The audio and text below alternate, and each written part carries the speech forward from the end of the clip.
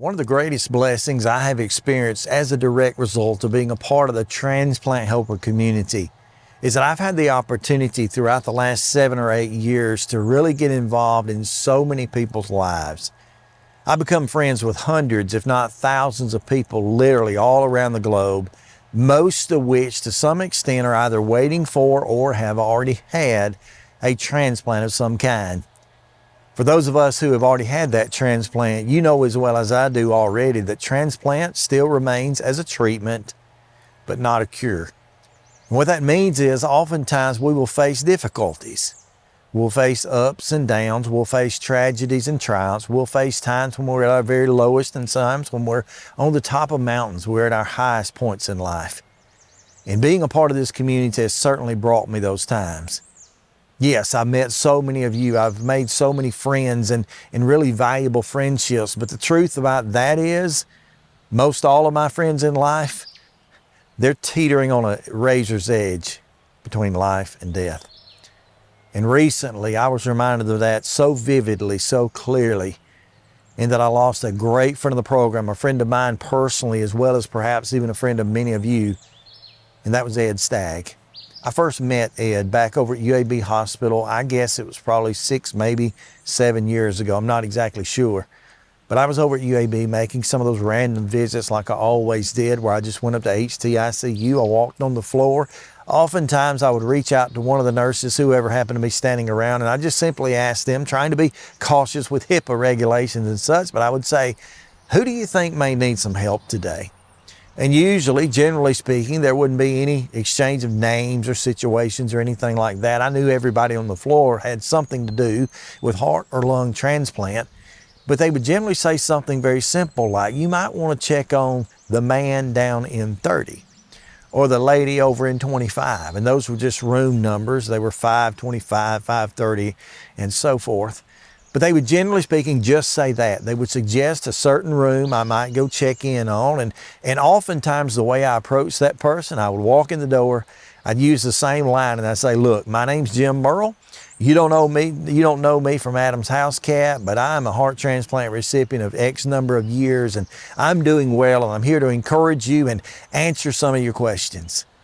And I remember doing that one day to a fellow that I didn't know. I went down to this certain door, I opened the door, and I realized when I stepped in the room that this was not my favorite room by any means. You see, over at UAB Hospital on the HTICU wing, there are different types of rooms depending on the level of care that you need. For example, some rooms were just basic hospital rooms within themselves, more or less. They had access to equipment that was on the floor, but in general, the rooms were just rooms. That's all they were. You get a little farther down the hall, you get a little bit more advanced care all the way into the very end of the hall, which you would be behind a glass wall for the whole world to see, and typically a nurse would either be seated right inside the room with you or at least just outside the glass, and she would keep a constant eye on you. In the intermediate of that, there were a handful of rooms that I really did not enjoy the few times I'd been in them, but there were a handful of rooms there that had cameras in them. I don't think the cameras were typically on except for in the most severe or risky situations, but there were cameras there. And so if you were in that room, such as I've been on occasion, you would see that camera up above and you think to yourself, oh, they're watching me. They're watching every move. But this day I had been asked to go down to a certain room, which was one of those that had a camera in it. And inside that room, I met that man, Ed Stagg. And Ed was there, and Ed was struggling. There was no question about it. I mean, he didn't look good. I'll be honest about it. He didn't look good. I think he was still on oxygen, still had a number of IV tubes and different things coming in and out, different orifices on his body, and he seemed rather weak. And I talked with Ed for a long time, and I remember he told me a little bit about himself. For example, he told me that he was a, quote, ballroom dancer. And I remember seeing Ed, and I thought, no, Ed, I don't believe Ed's a ballroom dancer. I thought maybe Ed's on some type of morphine or some type of pain medicine. Ed's not sure what he is right now because Ed just didn't have that look. Ed was a larger gentleman. He was filled with fluid at that point in time. And again, he didn't look like doing anything, much less getting in a ballroom and dancing. Turns out Ed was a very, very, very talented man, whether it be actual ballroom dancing, which he was a professional, if you will. He was a chef. He could cook. He could do anything around the kitchen. He was a wizard when it came to doing that. Ed was an artist when it came to working with wood or really doing anything with his hands. He was a very gifted individual. But as I was seated there in that room that day talking with Ed, trying to help, trying to encourage, trying to uplift him, what actually happened that day was quite the opposite. Instead of me uplifting Ed, he actually uplifted me. Yes, I was doing well after my transplant. I'd not had any of the difficulties that Ed had been facing for so long, and I didn't believe, at the moment at least, I didn't really think I needed anything much. But Ed was that day to me a tremendous encouragement. Ed just looked me in the eye and he said, in spite of everything that you see here and all that's going on, he said, I'm not at all worried. I'm not worried at all about my situation. I come to learn that Ed was not worried about his situation whatsoever. Ed knew that if he continued to fight, that God would be with him and that he would find some level of healing, that he and himself would be able to get back to the life he'd enjoyed. And Ed, again, had a drive within him. Now, I really didn't understand that day what that drive was. And at that time, it wasn't necessarily fully developed. There wasn't really, I don't even know that Ed knew what ultimately would be his drive, but here's what it turned out to be. At one point after his transplant, Ed learned of his donor. His name was Weston. Ed learned of Weston, a young man that had passed suddenly in a tragic event, and Ed eventually learned how strong Weston had been. And that strength that was once within Weston had been transferred into Ed's body via that heart.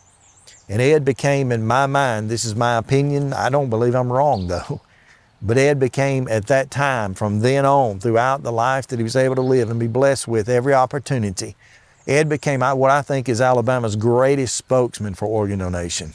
You couldn't get within 500 feet of Ed without hearing about Weston and his life and how much his own life had been transformed by Weston and by his gift. Ed was a huge proponent of organ donation.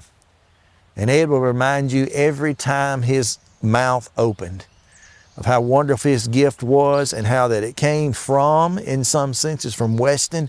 But he was clear to tell you as well, it was an absolute gift from God. I'm thankful to have known Ed. And Ed's passing troubles me. But at the same time, I understand all the good that he did.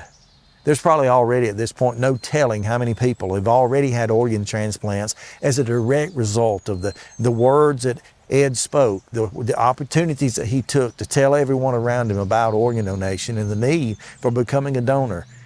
And I would suppose that as the years go by, there will be countless numbers of people as well who will receive the gift of life via heart, lung, liver, kidney, or even pancreas transplant as a direct result of the fact that Ed Stagg encouraged them to do so. To the family of Ed, my prayers are with you. The entire transplant helper community is the same. And although we mourn the loss of this man physically among us, the tremendous eternal impact he's going to have upon organ donation and especially upon our lives and the way that he inspired us, there's no way of measuring that. So like I would tell Ed, or he would tell me constantly, K-O-K-O, that means keep on keeping on. And certainly, stay stronger, my friend. The following words came directly from the pen of Ed Stagg on May the 6th, 2023, in showing his great gratitude for a recent fundraiser in the name of Weston. To all of Weston's family and friends, I hope you continue to be proud of the impact that Weston and his name continues to make on the world of organ donation. Once again, the fundraiser bearing his name was the largest fundraiser for this annual event. To his family and friends who donated to the fundraiser, please know how grateful I am for your support. I continue to wear my Sabine organ donor hat every day. You'll be quite surprised to know how frequently I'm stopped and asked what it is about. Weston's name is always out there. Pretty much everyone who knows me knows Weston by name, and not simply as some guy who donated his heart to me. Quite obviously, I have my own feelings about Weston, and I'm anxiously awaiting the day and time when my father takes me home, for it will be a great meeting and a long time coming. May each of you be blessed. May you continue to grow and thrive. May you always know good health, happiness, prosperity, and joy. This in Jesus' name. Ed Stagg.